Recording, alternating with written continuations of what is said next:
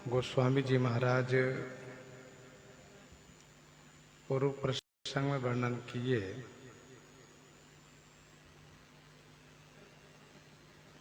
श्री श्रृंगी ऋषि जी महाराज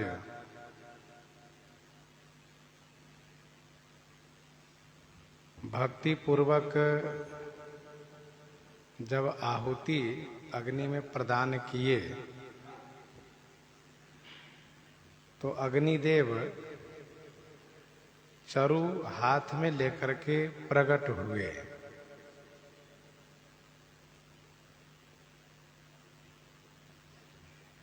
अग्निदेव ने यह कहा महाराजा श्री दशरथ जी से कि हे राजन, श्री वशिष्ठ मुनि ने जो कुछ हृदय से विचार किया है वह संपूर्ण कार्य आपका सिद्ध हुआ अर्थात सफल हुआ। अब आप इस हवि को ले जा करके जथा जोग जेहि,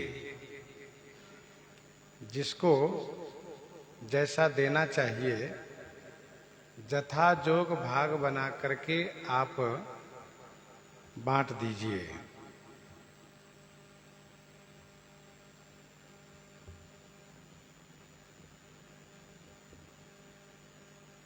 इधर यज्ञशाला में उपस्थित सभी लोगों ने अग्निदेव को दर्शन किया। अग्निदेव ने यह सोचा कि मेरा दर्शन निरर्थक नहीं जाना चाहिए, मेरा दर्शन इन सभी के लिए कल्याणकारी होना चाहिए, सुखप्रद होना चाहिए। इसलिए अग्निदेव ने सभी को समझा करके कहा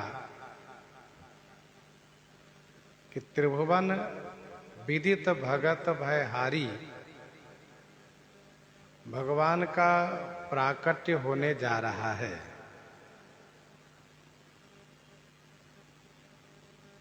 ऐसा कह करके अग्निदेव अंतर्ध्यान हो गए। महाराजा श्री दशरथ जी परमानंद में डूब गए। उनके हृदय में हर्ष समा नहीं रहा है। तब अदृश्य भय पावक सकल सबहि समुझाई, परमानंद मगन निरप हरसन हृदय समाई, हरसन हृदय समाई।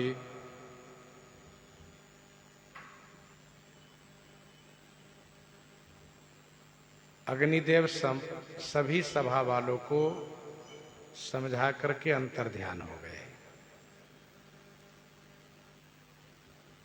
तब सकल सभा ही समुझाई, पावक अदृश्य भय। प्रगटे अग्नि चरुकर लीन्हे प्रकट हुए थे, अब अंतर्ध्यान हो गए, अदृश्य हो गए। कहीं बाहर से आए नहीं थे, उसी यज्ञशाला से यज्ञ कुंड से प्रकट हुए थे। उसी यज्ञशाला में यज्ञ कुंड से प्रकट हुए थे और उसी यज्ञ कुंड में अंतर्ध्यान भी हो गए।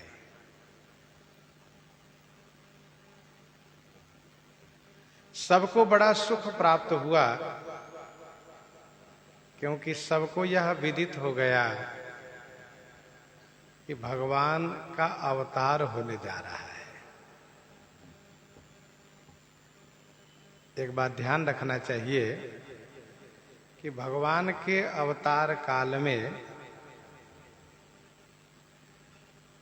उनके आगमन के पूर्व उनके सभी परिकर पहले से ही आ जाया करते हैं।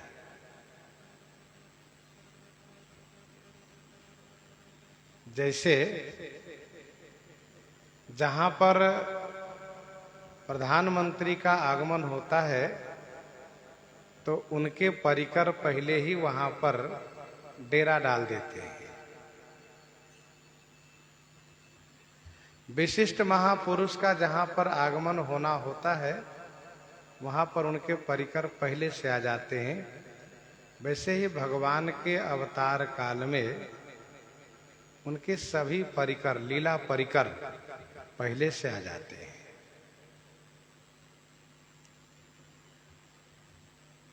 और इसीलिए सभी को जब यह मालूम हुआ कि अब भगवान के आने का समय हो गया है तो सब बड़े आनंदित हुए, सबको बड़ा हर्ष हुआ।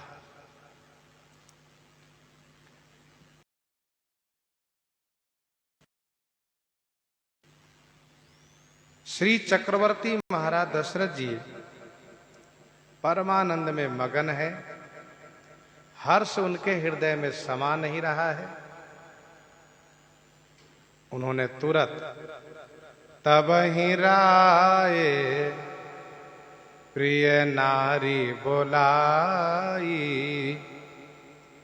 कौशल्यादि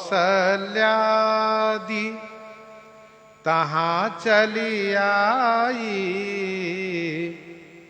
कौशल्यादि तहां चली आई। तब ही राय प्रिय नारी बोलाई, कौशल्यादि तहां चली आई।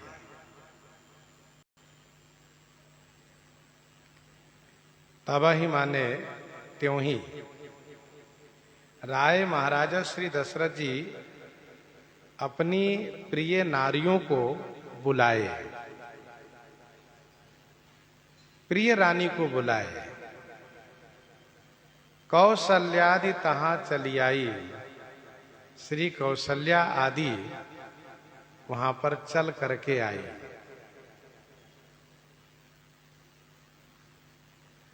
तब ही राय प्रिय नारी बुलाई, कौशल्यादि तहां चली आई।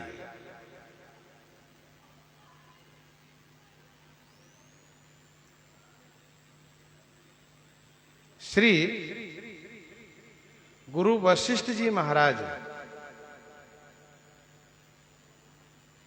इस बात को भली भांति जानते हैं कि भगवान का अवतरण होने वाला है।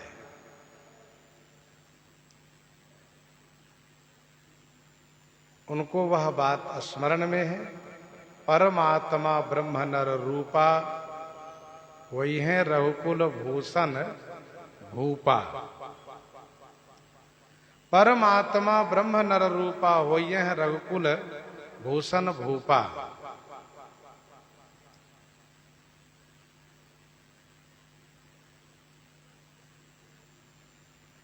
तो श्री वशिष्ठ जी महाराज यह भी जानते हैं कि किन रानी से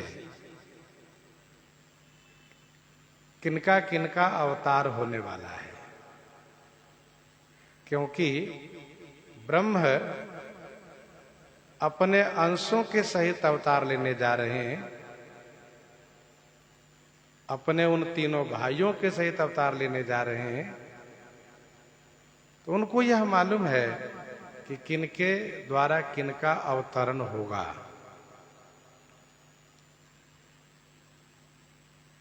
श्री चक्रवर्ती जी महाराज अपनी प्रिय नारी को बुलाते हैं और श्री कौशल्या आदि रानियां वहां चल करके आ जाती हैं।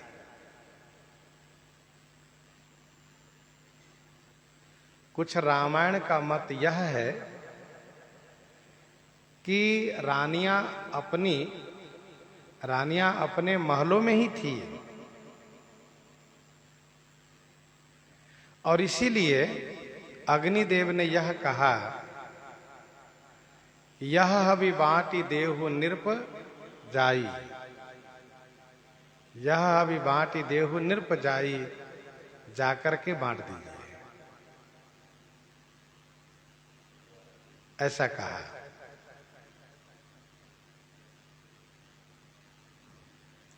और कुछ रामायण का मत यह है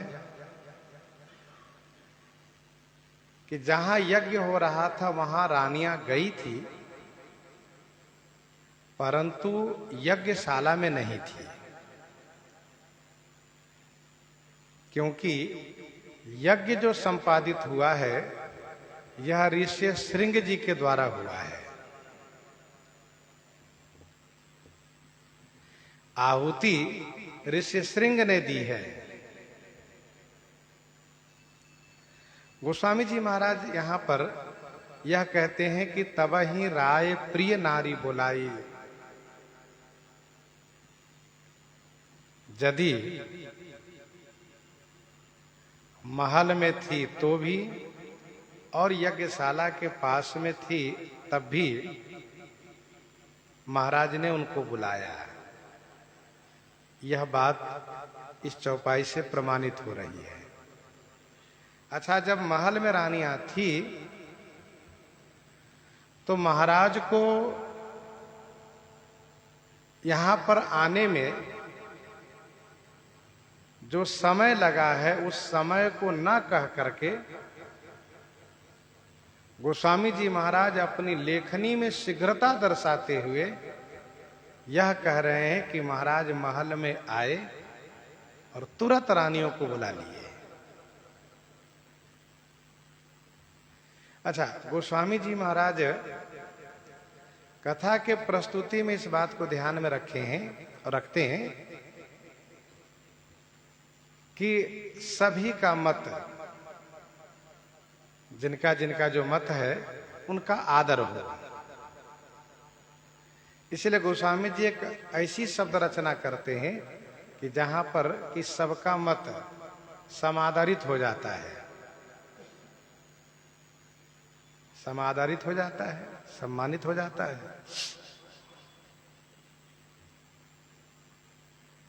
कौशल्यादि का मतलब है 3 रानी से।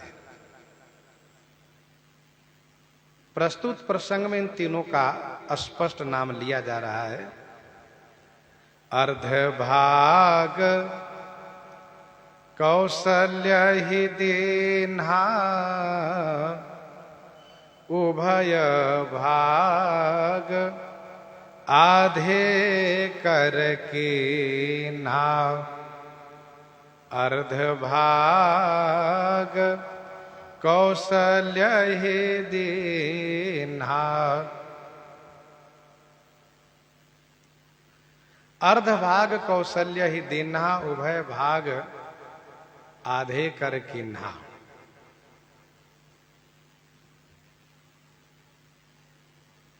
उस संपूर्ण पायस के अर्ध भाग को श्री कौशल्या जी को प्रदान किया महाराज ने। बचा आधे, तो उभय भाग आधे कर किन्हा, आधे कर उभय भाग किन्हा, अर्थात जो आधा पायस है उसका आधा किया गया। अलग अलग रामायण में पायस के विभाजन के संदर्भ में भी अलग अलग तरह से चर्चा है। कुछ रामायण में ये कहा जा रहा है कि आधा श्री कौशल्या जी को और आधा कैकेयी जी को दिया महाराज ने। जब श्री सुमित्रा जी आ गई हैं तो महाराज ने इन दोनों रानी से कहा है कि सुमित्रा जी भी आ गई हैं और आप दोनों अपने अपने पायस में से थोड़ा थोड़ा उनको भी दीजिए, ऐसा भी वर्णन है। गोस्वामी जी महाराज बड़े सुंदर तरीके से स्पष्ट शब्दों में पायस के विभाजन को वर्णन कर रहे हैं। हम इस बात को लेकर के अन्य रामायण में न जाएं, इसी में हम आनंदित हों। संपूर्ण पायस का, संपूर्ण हवि का आधा किया गया। अब आप यूं समझिए 16 आना में से 8 आना किया गया। 8 आना अर्थात आधा श्री कौशल्या जी को दिया, उभय भाग, अर्ध भाग कौशल्या ही दिन है। इस अर्ध भाग में श्री राम जी का अवतार होना है, और फिर जो आधा है उसमें से आधा आधा किया है। 8 आना में से 4 आना किया, तो उभय भाग आधे कर किन्हा, आधे में से 2 भाग किए गए। कै कई कहाँ निरप सोई दयाऊ, रहो सो भया भाग पुनि भयाऊ। कह के कहाँ निरप सोई दयाऊ, रहो सो उभय भाग पुनि भयाऊ। कैकेयी कहाँ नृप सोई दयाऊ। श्री कैकेयी जी को नृप महाराज ने उस भाग को दिया। किस भाग को? जो आधे में से 2 भाग किए गए उसमें से 1 भाग। अब आप सरल भाषा में समझें तो 4 आना भाग श्री कैकेयी को दिए महाराज, और इसी से श्री भरतलाल जी का अवतरण होना है।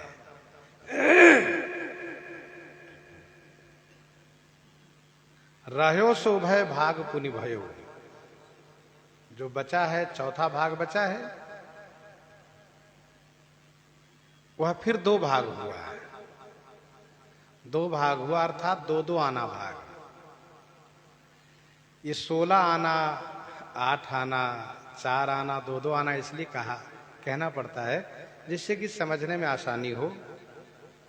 संपूर्ण भाग, संपूर्ण हवि 16 आना है। 8 आना श्री कौशल्या जी को दिया। 8 आना में से 4 आना करके 4 आना श्री कैकेयी जी को दिया। बचा 4 आना, तो 4 आना में से फिर 2-2 आना भाग किए गए, 2 भाग किए गए। रहो सो भय भाग पुनि भयो, जो था वह पुनः 2 भाग हो गए। अब महाराजा श्री चक्रवर्ती जी अपने हाथ से श्री सुमित्रा जी को न दे करके श्री कौशल्या और कैकेयी के हाथ में रख करके और उन दोनों को द्वारा दिलवा रहे हैं। कौशल्या कैकेयी हाथ धरी, दीन सुमित्र ही मन प्रसन्न करी।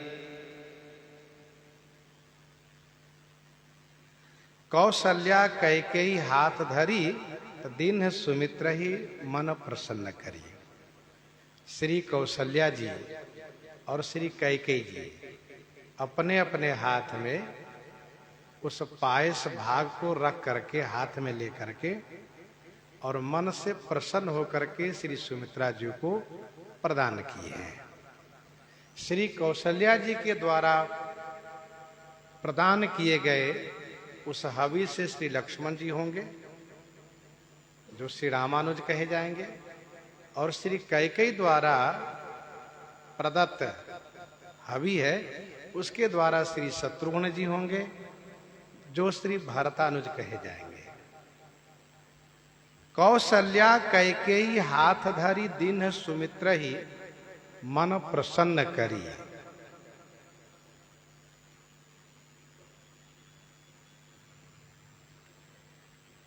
एक बात और ध्यान रखना चाहिए, पुराणों में, रामायणों में श्री कैकेयी जी को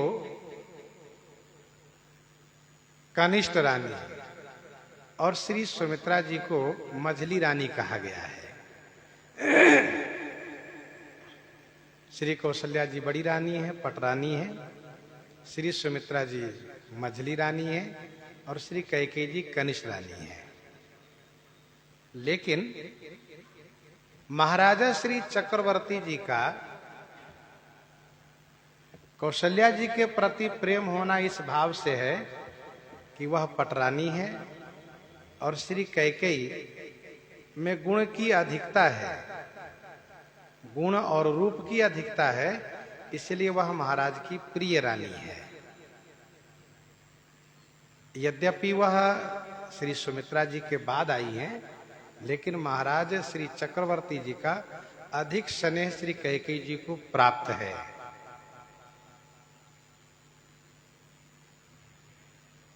राजा के पास जिस रानी पर राजा का अधिक प्रेम होता है, वह रानी विशेष मानी जाती है।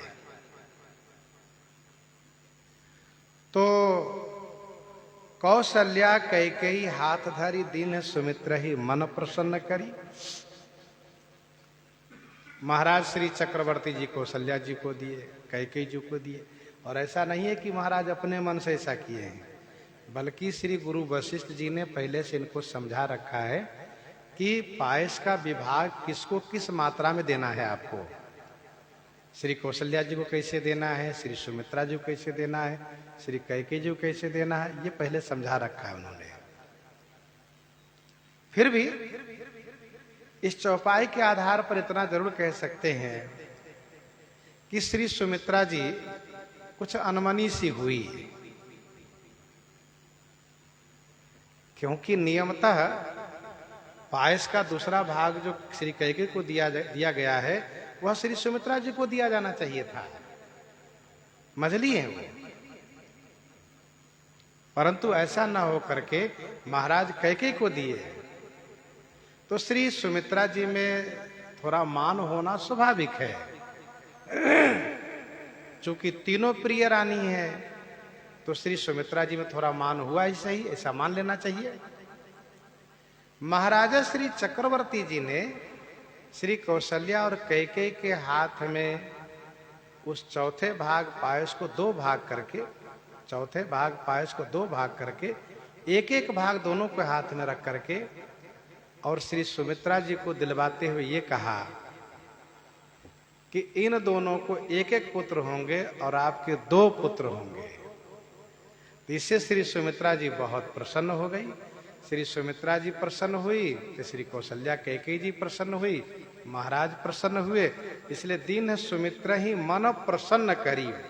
मन प्रसन्न करी, ये सबके साथ है, सब प्रसन्न हो गए। भले ही बाद में प्रसाद मिला, लेकिन इस प्रसाद के परिणाम ये होगा, प्रभाव ये पड़ेगा कि दो पुत्र होंगे।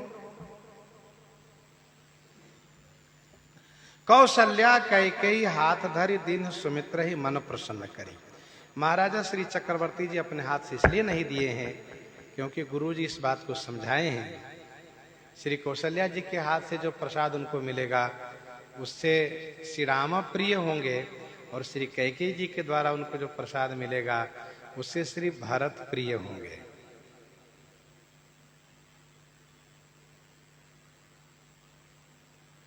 दीन सुमित्र ही मन प्रसन्न करी।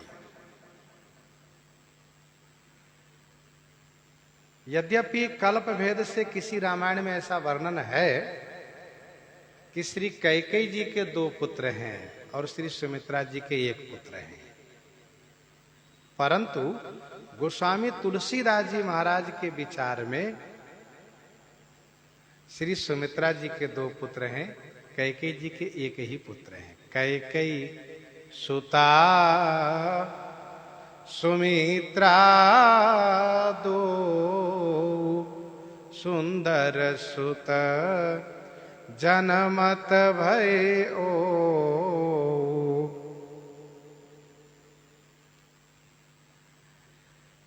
श्री लक्ष्मण जी के लिए कहा जा रहा है, रामानुज लघु रेख खचाई। रामानुज बारहि ते निज हित पति जानी, लक्ष्मण राम चरण रति मानी। भरत शत्रुघ्न दोनों भाई, प्रभु सेवक जसि प्रीति बढ़ाई।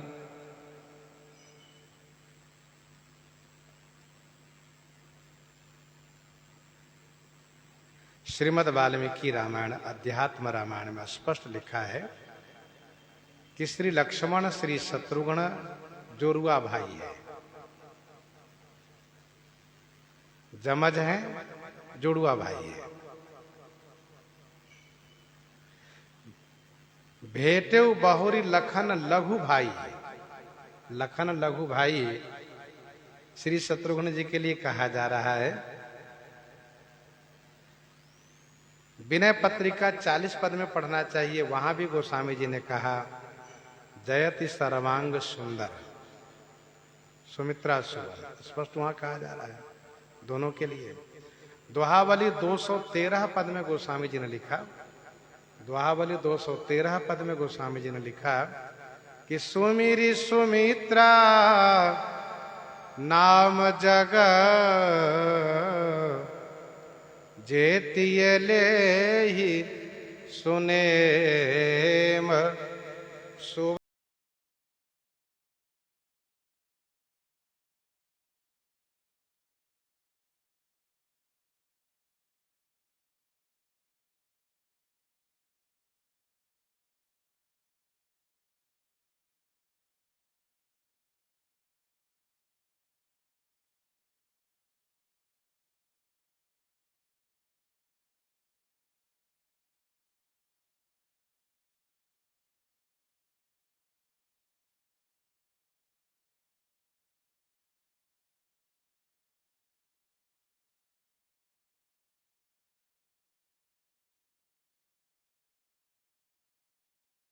प्रसन्न करी।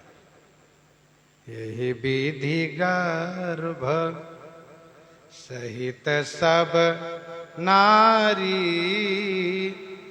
भई हृदय हर्षित सुख भारी। यही विधि गर्भ सहित सब नारी, यही विधि गर्भ सहित सब नारी। यही विधि माने इसी प्रकार से सब नारी अर्थात तीनों रानी गर्भावस्था को प्राप्त कर गई, गर्भित हुई।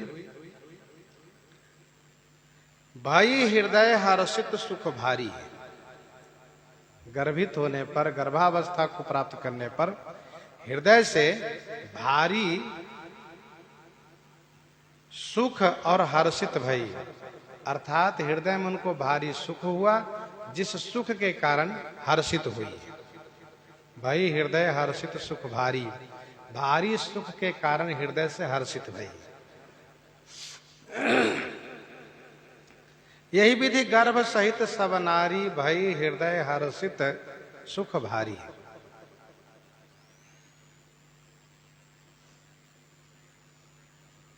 वैसे पुण्यात्मा जीव जब गर्भ में आते हैं, पुण्य पुरुष सुकृतिवान जीव जब जीव में आते हैं, गर्भ में आते हैं जीव, तो माता को परेशानी नहीं होती है बल्कि सुख होता है, क्योंकि पुण्यात्मा पुरुष पुण्यात्मा जीव जहां भी जाता है वहां उसको सुख ही सुख मिलता है और उनके संयोग से सबको सुख मिलता है। जब पापी जीव गर्भ में आता है तो उसके आने से मां को भी बहुत कष्ट सहना पड़ता है, कष्ट होता है। यहां पर पुण्यात्मा और पापी की बात नहीं है, यहां तो परमात्मा गर्भ में आए। परमात्मा वह जो आनंद सिंधु सुखराशि सी करते त्रैलोक सुपासी, सच्चिदानंद घन भगवान श्री राघवेंद्र श्री राम भद्रजू गर्भ में आए हैं। इसीलिए जादिन ते हरि गर्भ ही आए, आगे कहा जा रहा है। तो यही विधि गर्भ सहित सब रानी, सब रानी का मतलब तीनों रानी से है। ऐसा नहीं कि सब रानी का मतलब और जो रानियां हैं सब, सो नहीं, तीन का ही यहां प्रसंग है। कुछ लोग उस चौपाई को लेकर के अर्थ करते हैं बालकांड में ही वह चौपाई है कि जसि रघुवीर ब्याह विधि बरनी सकल कुंवर ब्याहे ते ही करनी। सकल कुंवर अर्थात सभी कुंवर ब्याहे गए। तो सकल कुंवर ब्याहे गए, ऐसा वहां पर लोग अर्थ लगाते हैं कि अयोध्या जैसे जितने राजकुंवर गए थे सब ब्याहे गए। तो क्या इस चौपाई का अर्थ लगाना चाहिए कि सभी रानी सभी नारी सब गर्भवती हो गई, सब गर्भावस्था को प्राप्त कर गई? ऐसा नहीं। प्रस्तुत प्रसंग में वहां पर चारों भाई का अर्थ है, वैसे यहां पर तीनों रानी का अर्थ है। और किसी भी पद्य श्लोक के अर्थ करने में इस बात को ध्यान रखना चाहिए कि इसका विरोध कहीं से हो तो नहीं रहा है। इसलिए गोस्वामी जी ने ये लिखा कि जे गावहि यह चरित संभारे ते यही ताल चतुर रखवारे।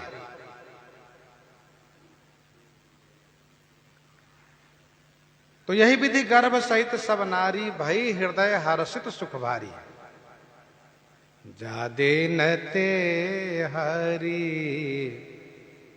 गर्भ ही आए, जादीन ते हरि गर्भ ही आए, सकल लोक सुख संपत्ति छाए, सकल लोक सुख संपत्ति छाए। जादिन ते हरि गर्भ ही आए, सकल लोक सुख संपत्ति छाए।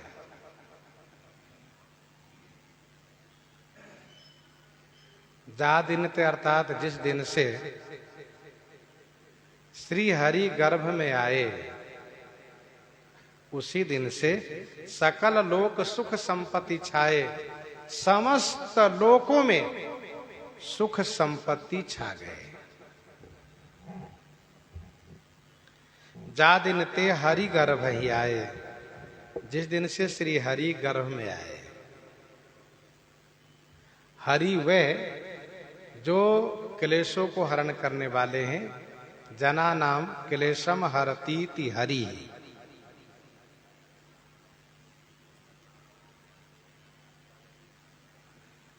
भगवान के गर्भ में आने से समस्त लोक में सुख संपत्ति छा गए, अर्थात सबको सुख प्राप्त होने लगा, सबको संपत्तियां प्राप्त होने लगी।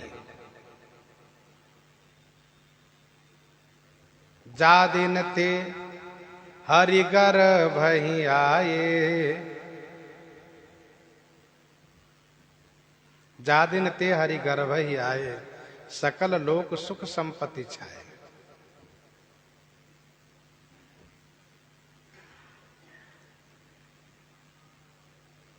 कुछ संत महापुरुष ऐसा कहते हैं कि भगवान गर्भ में नहीं आते हैं, और कुछ संत भगवान ऐसे कहते हैं, संत महापुरुष ऐसे कहते हैं कि भगवान गर्भ में भी आते हैं। भगवान जब हृदय में आते हैं तो गर्भ में भी आ जाते हैं, और भगवान है वे, जहां जाएंगे वहीं सुख रहेगा, आनंद रहेगा। वैसे अन्य जीव को गर्भ में क्लेश सहना पड़ता है, लेकिन भगवान है, भगवान जहां रहेंगे वहीं आनंद होगा। श्री सुखदेव जी महाराज 12 वर्ष तक गर्भ में रह जाते हैं, गर्भ के बाहर आना ही नहीं चाहते। भगवान के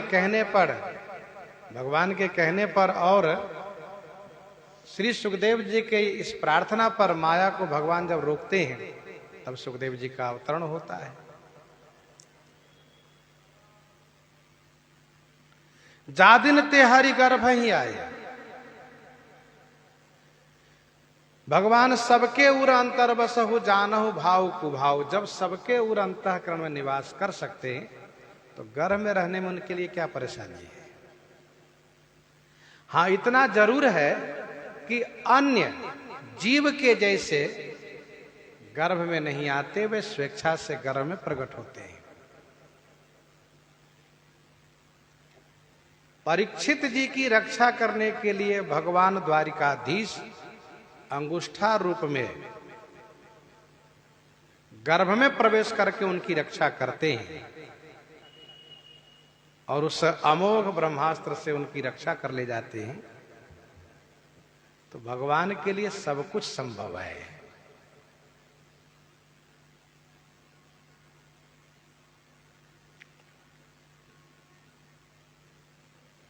जासु हृदय आगार बसहि राम सर चाप धर,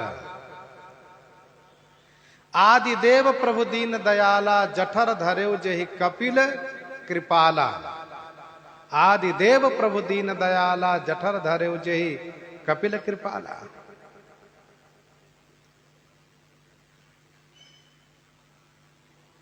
श्री देवहूति जी ने उनको गर्भ में धारण किया है।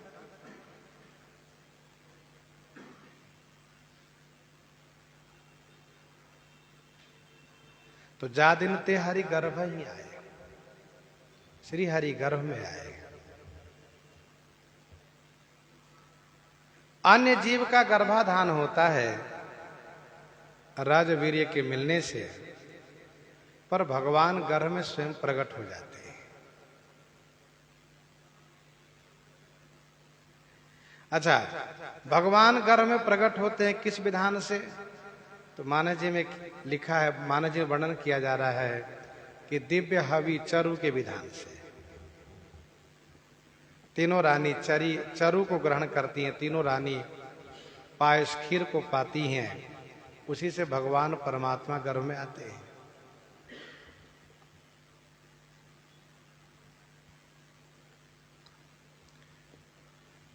वैसे हरि शब्द का अर्थ वायु भी होता है। पद्म पुराण श्री कृष्ण जन्म खंड में ऐसा वर्णन है, पद्म पुराण श्री कृष्ण जन्म खंड में ऐसा वर्णन है कि तस्मात् अष्टमो गर्भ, श्री देवकी जी के 8वां गर्भ, तस्मात् अष्टमो गर्भ वायु पूर्ण बभूवः। तस्मात् अष्टमो गर्भ वायु पूर्ण बभूवः। अर्थात देवकी जी के 8वें गर्भ में वायु इस प्रकार से पेट में परिपूरित हो गए कि श्री देवकी जी को ऐसा आभास होने लगा कि मेरे गर्भ में बालक है। तो पद्म पुराण श्री कृष्ण जन्म खंड में स्पष्ट लिखा है कि तस्मात् अष्टमो गर्भ वायु पूर्ण बभूवः। वायु से परिपूरित हो गया उधर।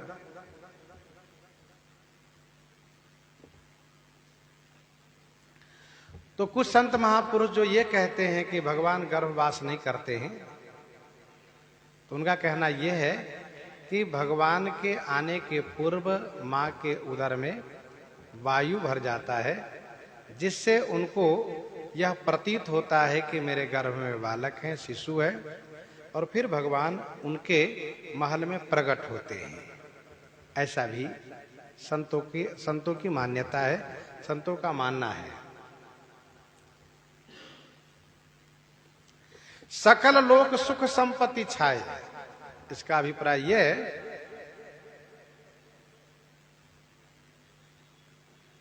कि रावण संपूर्ण लोक की सुख संपत्ति को छीन लिया है। रावण संपूर्ण लोक की सुख संपत्ति को छीन लिया है। कवितावली सुंदरकांड 32 पद में गोस्वामी जी ने लिखा, तुलसी त्रैलोक की समृद्धि सौज संपदा। तुलसी त्रैलोक की समृद्धि सौज संपदा, सकेली चाकी राखी राशि जांगर जहान हो। सारा संसार खाली हो गया सुख संपत्ति से। भय देव सुख संपत्ति रीते। माना जी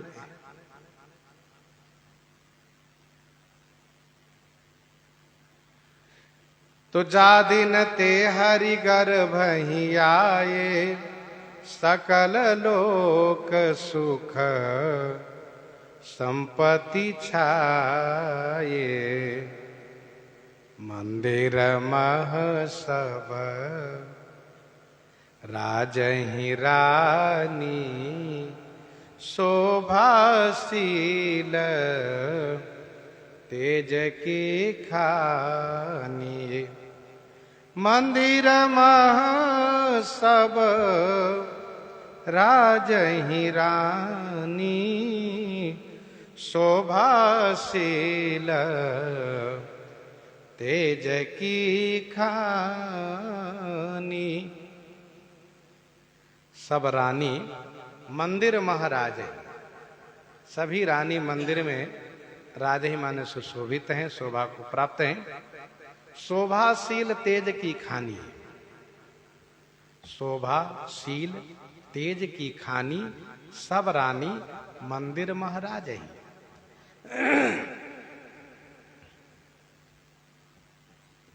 शोभाशील तेज, मैं चारों पुत्रों को माताओं ने गर्भ में धारण किया है, इसीलिए माताओं के लिए कहा कि शोभाशील तेज की खानी। सब रानी मंदिर महाराज ही अपने अपने महल में विराजित है। मंदिर का अर्थ महल से लगाना चाहिए। मंदिर मंदिर प्रतिकरी शोधा। यद्यपि टीकाकारों ने यह कहा है कि मंदिर माने वह स्थान जहां किसी न किसी रूप में भगवान विराजित हो। फिर भी मानस जी में मंदिर का मतलब यह है कि जो महल है, सुंदर महल है। मंदिर महसब राज ही रानी, सभी रानियां विराजित हैं, सुशोभित हैं। शोभाशील तेज की खानी, खानी उसको कहते हैं जहां से उत्पत्ति होती हो, जहां से जितना चाहे उतना निकाल लिया जाए लेकिन वह बना रहे, परिपूर्ण बना रहे, उसको खान कहते हैं।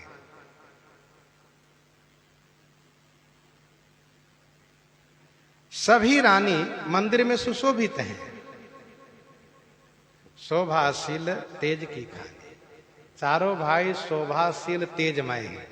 चार्युशील रूप गुण धामा, चार्युशील रूप गुण धामा, तदपि अधिक सुख सागर रामा। फिर भी यहां पर तीन अलग अलग शब्द दिए गए हैं, शोभाशील और तेज। अर्थात एक एक रानी के साथ घटित है। शोभा श्री कौशल्या जी हैं, शील श्री कैकेयी हैं और तेज श्री सुमित्रा जी हैं। अर्थात शोभा की खानी श्री कौशल्या जी हैं, शील की खानी श्री कैकेयी हैं, तेज की खानी श्री सुमित्रा जी हैं।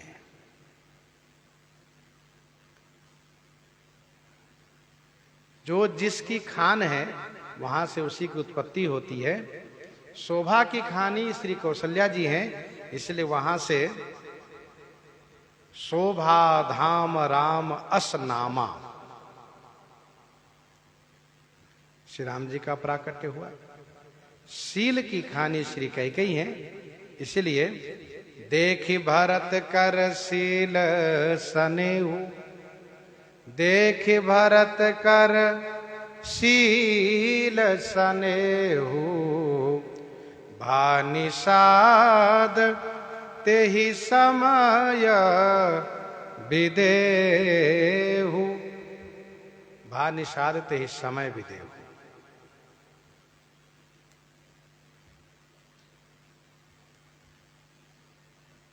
धन्य भरत जीवन जगमाहि, शील सनेह सराहत जाहि। तो शील के प्रतिमूर्ति श्री भरतलाल जी हैं, तेज की खानी श्री सुमित्रा माता हैं, जिनसे तेजस स्वरूप श्री लक्ष्मण शत्रुघ्न का अवतरण होगा। राजन राम अतुल बल जैसे, राजन राम अतुल बल जैसे, तेज निधान लखन पुनीत से। राजन राम अतुल बल जैसे, तेज निधान लखन पुनि तैसे।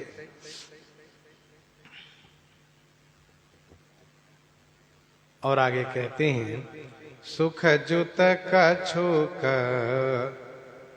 काल चली गयऊ, जेहि प्रभु प्रगट सो अवसर भयऊ।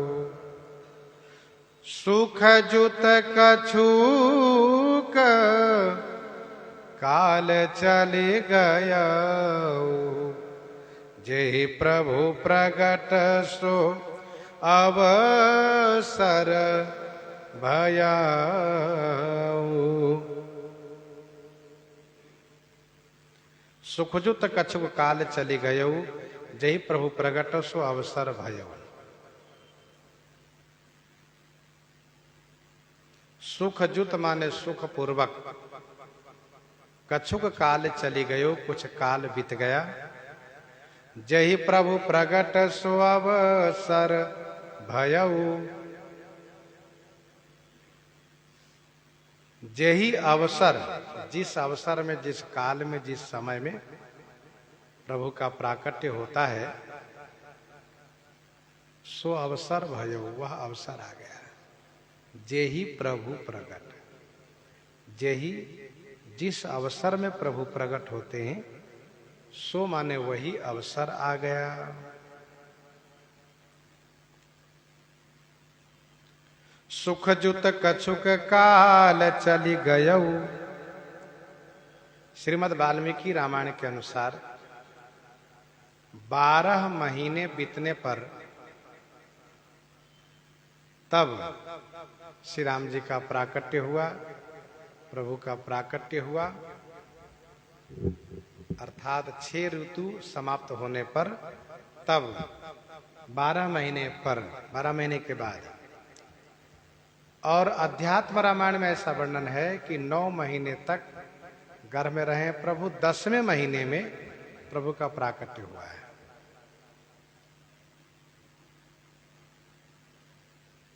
10वें महीने में प्रभु का प्राकट्य हुआ, अध्यात्म रामायण का मत है। श्रीमद् वाल्मीकि रामायण का मत है कि 12वें महीना मान लीजिए, 12वें महीने में वाल्मीकि का मत है, और अध्यात्म रामायण का मत है 10वें महीने में।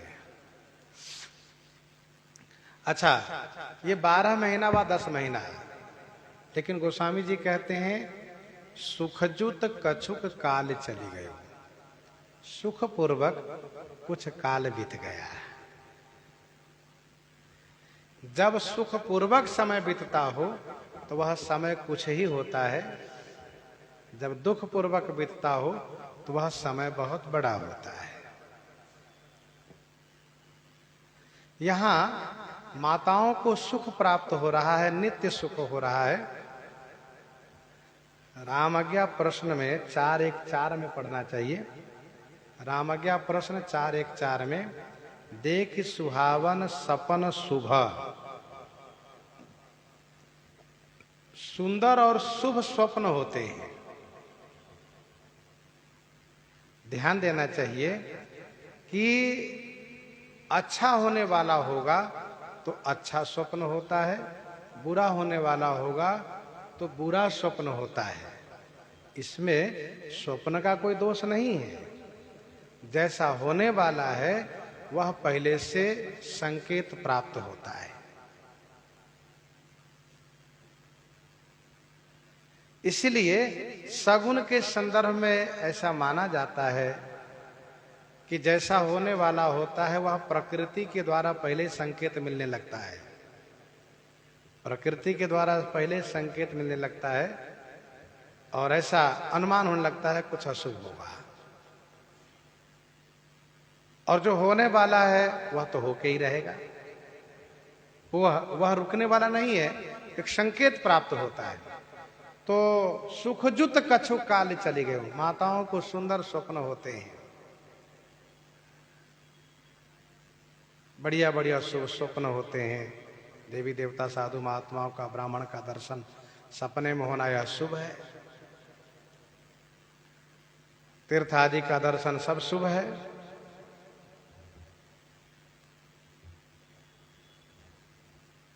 गोस्वामी जी कहते हैं कछु काल चली गई, कुछ काल बीता, क्योंकि सुखपूर्वक समय बीत रहा है।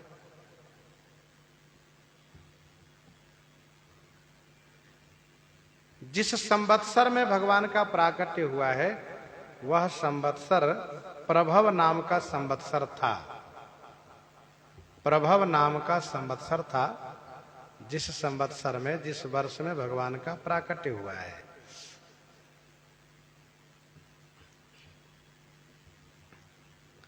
अब गोस्वामी जी महाराज भगवान श्री राम जी के अवतार के उस शुभ अवसर को वर्णन करते हैं।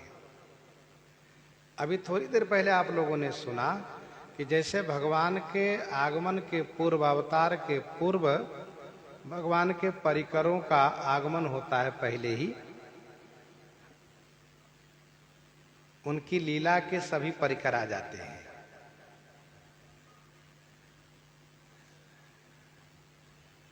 एक सामान्य नाटक दिखाने वाला महीनों अभ्यास करता है, तब जाकर के मंच पर वह नाटक को प्रस्तुत कर पाता है। वैसे भगवान जब लीला करने यहाँ पर आते हैं तो अपने उन परिकरों को नहीं लाएंगे तो नए लोगों को तो सिखाने में काफी समय लग जाएगा।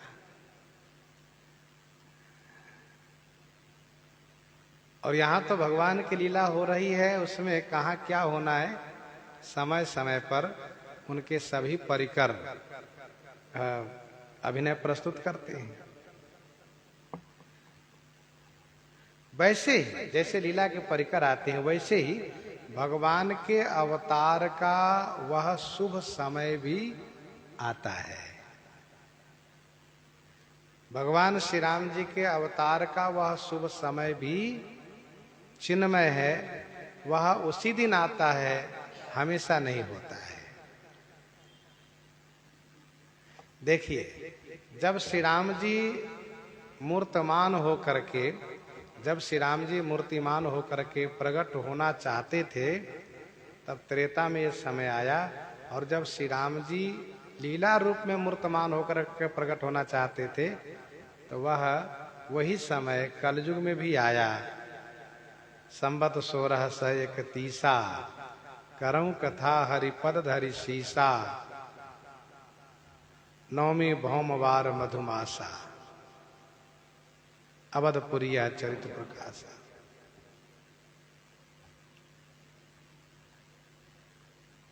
अवतार त्रेता में ही होता है, त्रेता के चौथे चरण में होता है, और अवतार के वह समय शुभ हो जाते हैं। जोग लगन ग्रह बार तिथि, सकल भये अनुकूल, चर अरु अचर हर्ष जुत, राम जन्म सुख मूल, राम जन्म सुख मूल। जोग लगन ग्रह बार तिथि, सकल भय अनुकूल। जोग, लगन, ग्रह, बार माने दिन, तिथि, सकल अनुकूल भय, चर अरु अचर हर्ष जुत, राम जन्म सुख मूल। चर अरु अचर, चर माने चेतन, अचर माने जड़, अर्थात जड़ चेतन सभी हर्षित हो गए। ऐसा हुआ कैसे? ऐसा हुआ कैसे? गोस्वामी जी कहते हैं, श्री राम जन्म सुख मूल। भगवान श्री राम जी का जन्म ही सुख मूल है, सुख के मूल है श्री राम जी का जन्म। जोग लगन ग्रह बार तिथि सकल भये अनुकूल।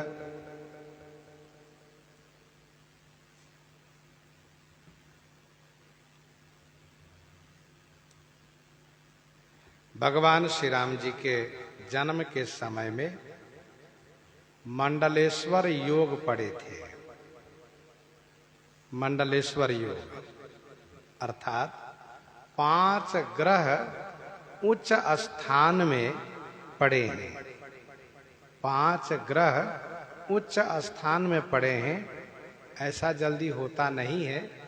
हम यूं कहें कि ऐसा भगवान श्री राम जी के अवतार काल में ही होता है। 5 ग्रह उत्तम पड़े हुए। ग्रह दुखद भी है, सुखद भी है, लेकिन यहां पर सब उत्तम 5 ग्रह पड़े हैं। जैसे मेष के सूर्य, मेष के सूर्य, मकर के मंगल, मेष के सूर्य, मकर के मंगल, तुला के शनिश्चर, कर्क के बृहस्पति, मीन के शुक्र।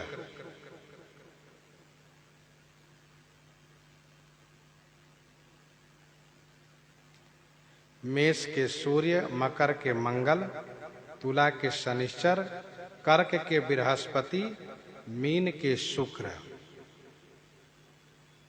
भगवान श्री राम जी के जन्म समय में यह 5 उच्चस्थ ग्रह पड़े हुए थे। टीकाकारों ने यह स्पष्ट लिखा है कि ऐसा जोग भगवान के अन्य अवतार काल में भी नहीं हुआ है। ऐसा योग नहीं बना है जैसा योग श्री राम जी के अवतार काल में बना है। जब भगवान के किसी और अवतार में ऐसा योग नहीं पड़ा है तो फिर मनुष्यों के बारे में कैसे कहा जाएगा।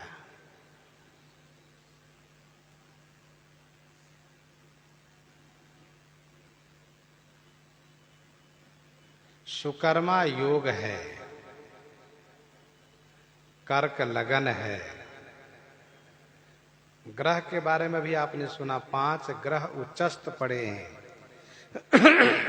सुकर्मा योग है, कर्क लगन है, 5 उत्तम ग्रह है और बार माने मंगलवार है, तिथि से नवमी तिथि है, सकल भय अनुकूल। चर अरु अचर हर्ष जुता राम जन्म सुख मूल। श्री काष्ट जिह्वा स्वामी जी ने, श्री काष्ट जिह्वा स्वामी जी ने एक पद इसी भाव से परिपूरित करके प्रस्तुत किया है। अर्थात इसी भाव में एक पद लिखा है। उन्होंने कहा, मंगलमय प्रभु जन्म समय में, मंगलमय प्रभु जन्म समय में, अति उत्तम 10 योग परे, अति उत्तम 10 योग परे। 10 योग है, क्या क्या? तब उन्होंने कहा, अपने अपने नाम सदृश फल, अपने अपने नाम सदृश फल, 10 जनावत खरे खरे। मंगलमय प्रभु जन्म समय में, अति उत्तम 10 योग परे। ऋतुपति ऋतु पुनि आदि मास। ऋतु के दृष्टि से कौन ऋतु है? कहा बसंत ऋतु। ऋतुपति ऋतु बसंत ऋतु है और बसंत ऋतुओं के राजा हैं। ऋतुपति ऋतु अर्थात श्री राम जी राजा होंगे, ये संकेत है। आदिमास, पुनि आदिमास, दूसरा आदिमास किस महीने में प्राकट्य हुआ? आदि मास, अर्थात वर्ष के प्रथम महीना में। वैसे सृष्टि काल में प्रथम ऋतुराज वसंत ही आए और फिर प्रथम मास चैत्र मास ही आए।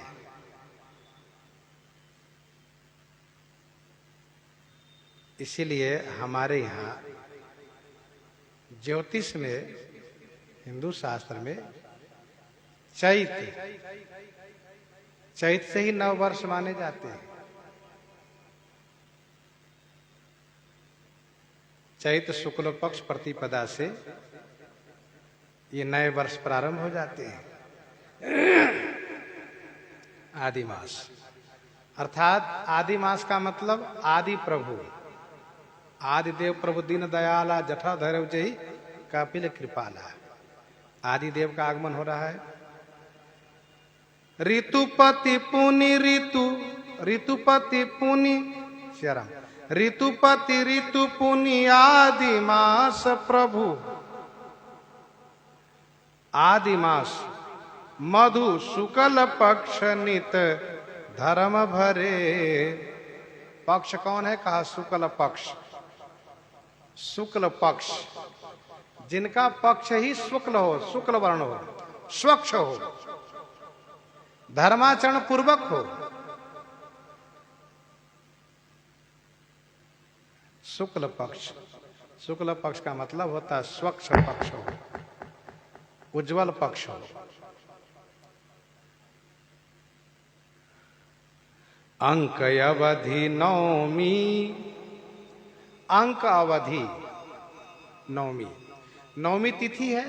ये नवमी तिथि मानो अंक की अवधि है। ये 9 अंक की अवधि है, इसके आगे कोई और अंक नहीं है। उसके आगे जो भी अंक लिखेंगे तो फिर 1 लिख के शून्य लिख दीजिए, 10 हो जाएगा। 11 लिखना हो तो 2 बार 1-1 लिख दीजिए, 12 लिखे तो 1-2 लिख दीजिए, वही फिर उसी से जुड़ता जाएगा। अंक 9 ही है और ये 9 अंक पूर्णांक है। 9 अंक क्या है? पूर्णांक है, ये कभी घटता नहीं है। 9 दूना 18, उसको जोड़ दीजिए, 8 1 9, 9 तिया 27, 7 2 9, 9 चौक 36, 6 3 9, 9 5 45, 5 4 9। इस प्रकार से 9 हमेशा वो 9 ही रहता है। 9 का पहरा पढ़िए और जहां भी जाए वहां दोनों को जोड़ दीजिए।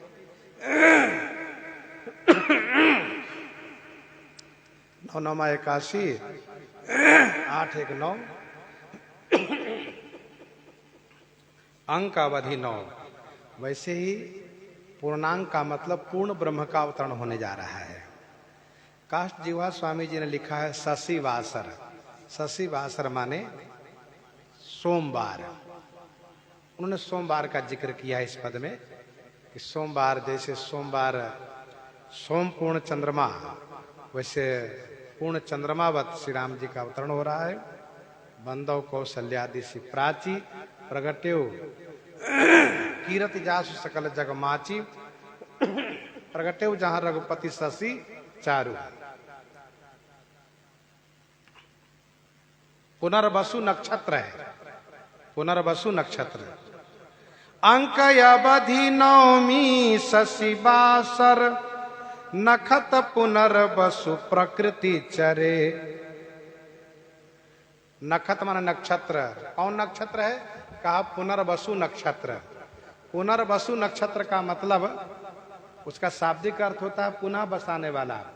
श्री राम जी किस नक्षत्र में आए? कहा पुनर्वसु नक्षत्र में। और पुनर्वसु नक्षत्र में आकर के पुनः सबको प्रस्थापित किए, सबको बसाए, पुनः बसाने वाले। पुनः बसाने वाले पुनर्वसु में आए। योग सुकर्म समय मध्य दिन, सुकर्मा योग, सुकर्मा योग शुभ कर्म वाला योग, समय मध्य दिन मध्याह्न काल में, रवि प्रताप जहां अति पसरे। मध्य दिन का मतलब सूर्य अपने पूर्ण प्रताप के साथ आकाश में विद्यमान होते हैं, और मध्य दिन में जिनका भी अवतरण होगा, जन्म होता है, मध्य दिन में जिनका भी जन्म होता है वो बड़े भाग्यशाली होते हैं। दिन का मध्याह्न समय बहुत उत्तम समय माना जाता है, अभिजीत मुहूर्त माना जाता है। साथ साथ ये है उस विजय काल में, शुभ मुहूर्त में, जहां सूर्य अपने पूरे प्रताप के साथ विद्यमान है। जय दाता अभिजीत मुहूर्त, विजय को देने वाला अभिजीत मुहूर्त में श्री राम जी का अवतार हुआ। जय दाता अभिजीत मुहूर्त बर, परम उच्च ग्रह 5 ढरे।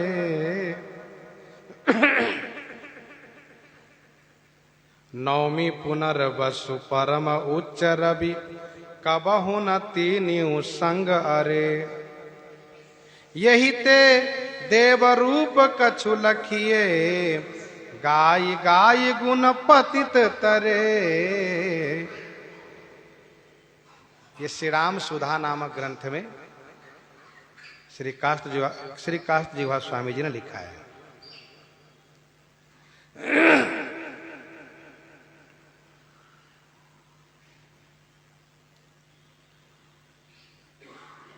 जोग लगन ग्रह बार तिथि, सकल भय अनुकूल। चर अरु अचर हर्ष जुता, राम जन्म सुख मूल। भगवान श्री राम जी के अवतार का समय वर्णन किया जा रहा है, और जो आगे वर्णन है सब आगे श्रवण करेंगे। प्रसंग को यहीं पर हृदयांगम करते हुए आइए श्रवण करते हैं श्री भक्तमाल जी से।